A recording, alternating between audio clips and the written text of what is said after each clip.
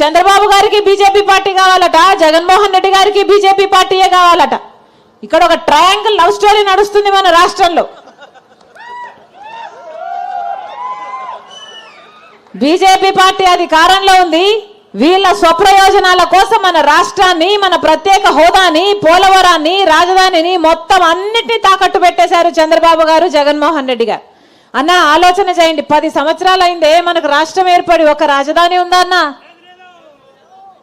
ఏమైంది?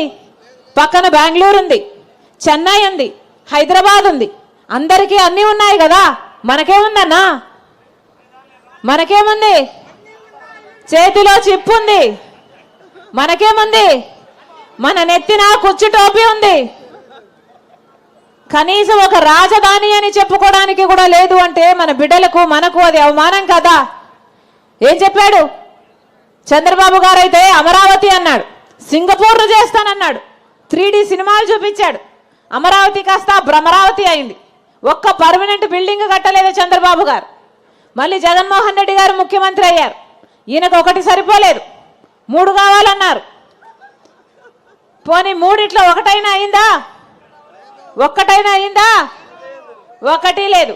తీరా చూస్తే, వెనక్కి తిరిగి చూస్తే ఏముందంటే అందరికీ అన్నీ ఉన్నాయన్నా, మనకే ఏమీ లేదు. మనకే మిగిలింది గుండు సున్నా.